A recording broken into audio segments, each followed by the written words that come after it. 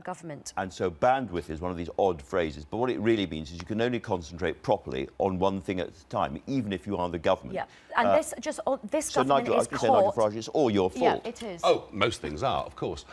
It's very interesting. I mean, every government talks about social mobility. None of them have achieved anything for decades and decades as the gap's got bigger. What is interesting is that Theresa May was one of the very few people in Westminster who genuinely believed that giving grammar school provision to many more people would start to close some of those gaps. In fact, it's one of the very few things that she actually believed in. And what's interesting is... close the gap. Oh, no, they certainly do. They do not. For bright kids from poor backgrounds... If you don't get into a grammar school...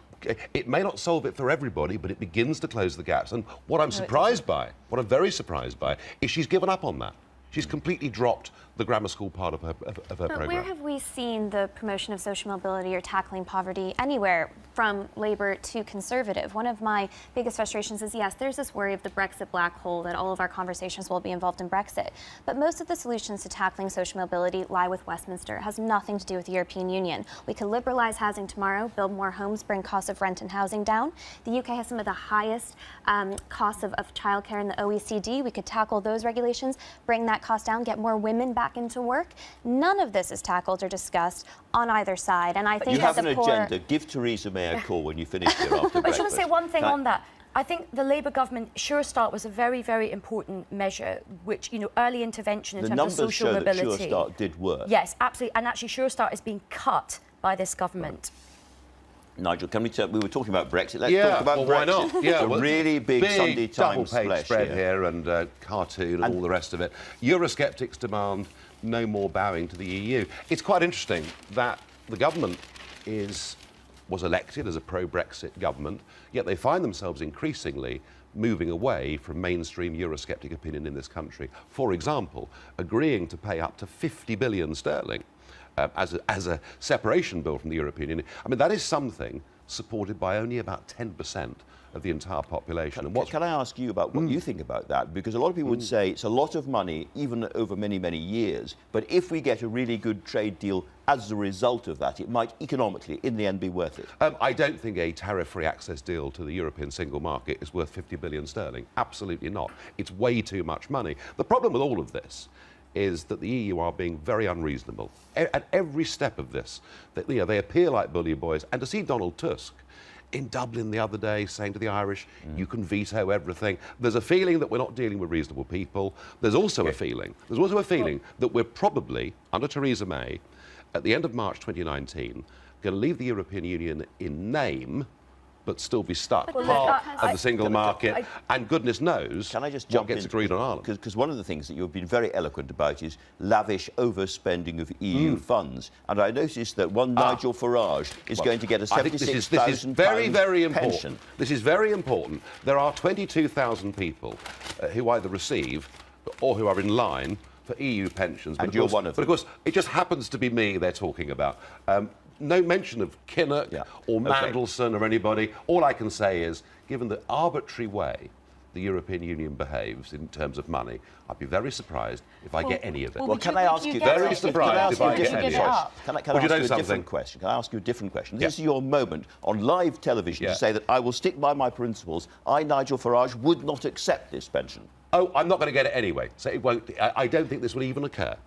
But if it did, you wouldn't take it? Oh, of course I would take it. I've said that right from day one. Well, of course. Okay. Why should my family and others suffer even more? This is the sort of hypocrisy that we see. No. I said it from day one.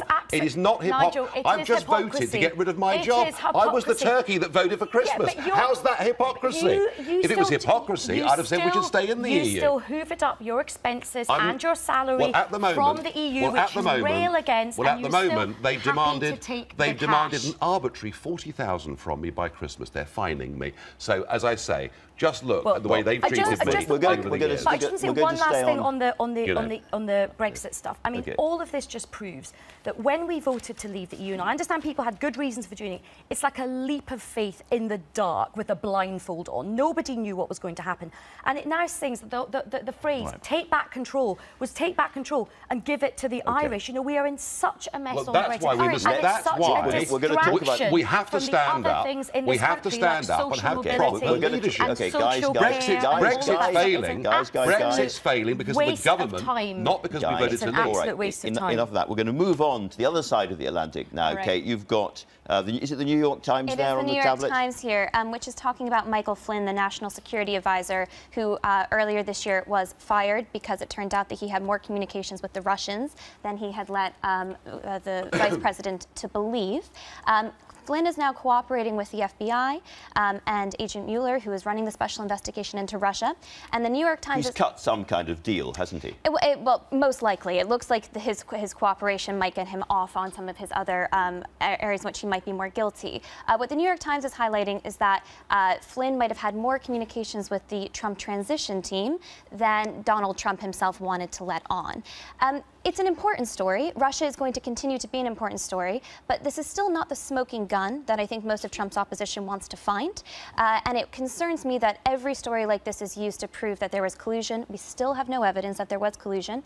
Who knows what will happen? We might find it. So stay calm on this story. Follow the details. Stay calm. And stay if you are actually frustrated with Donald Trump, going after him on Russia, I think, is the wrong angle. Go after his policy proposals. Look for other candidates that might be able to challenge him on the left and the right. Well, let's do that then, because he's coming to this country, we read this morning, in February. Yeah, I mean, apparently he's going to be here in February. There is, down in Battersea on the South Bank, a huge new American embassy that's being built. It's nearing completion. So the story is that he comes to London in February to open that and perhaps go to 10 Downing Street. Not a full state visit, but a working visit. And Can frankly, I ask you something about this?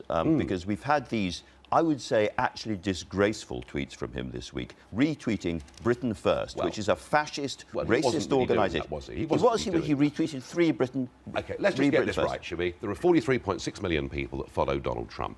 Donald Trump follows 45 people. One of those is Ann Coulter, right-wing American commentator. Yeah. She retweeted these videos. He picked it up from her and retweeted it. And he wouldn't have an earthly clue who Britain First were. But that doesn't matter. Look, were they in good taste? Stupid. Well, he's not that stupid. He's president of the USA, well, if he doesn't and he's know what dominating. He's retweeting. Of course he doesn't. Of course he doesn't research that means everything. He is stupid. All right, no. You're dealing with a very different president here. I'm asking a slightly different question, if I may.